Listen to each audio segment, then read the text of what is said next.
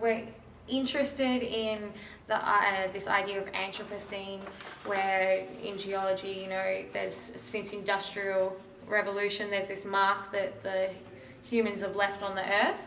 So you can kind of imagine that like there's layers of rock and then there's a layer of plastic. So it kind of is that like envisioning another world, the future. It's perspective Yeah. about what we might be digging up, I guess. Right. But without being, you know, too. They are all found materials.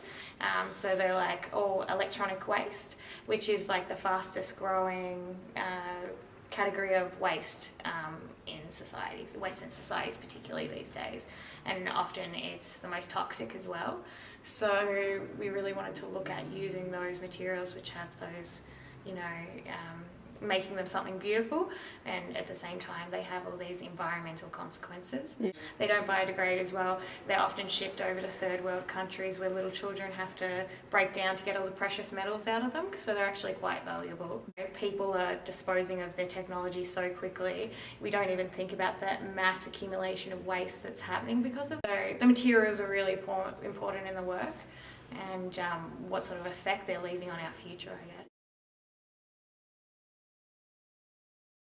It'll be a combination of materials we have at home. We're always collecting but things we're always collecting from the side of the road. But in terms of making the work, once we've set on a kind of direction for what we're collecting, then we call up all the people we know who work at the tip to have people in the right places. Yeah, Right.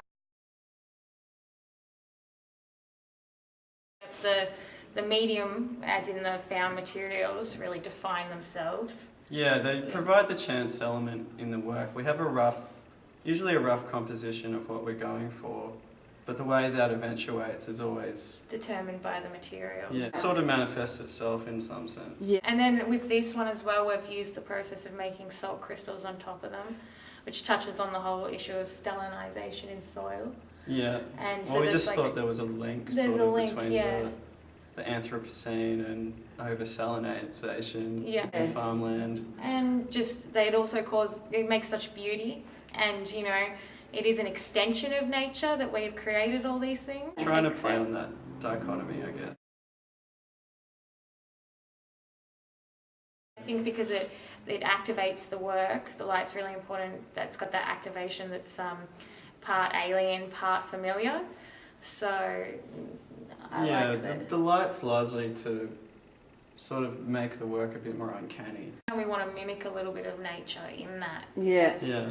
I mean, we're nature and we're an extension of all these, you know, of that idea. There's not we don't believe there's such a strict line between the artificial and the nature. It will be an unfamiliar landscape, but a landscape nonetheless. Yeah.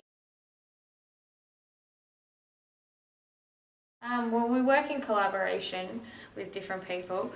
Primarily it's Ben and I. In 2012 we worked really closely with Gina Clifford and Nick Herzog. And we like that dialogue and also that it, you know, it underpins the role of, you know, many voices in a work as opposed to just a singular one.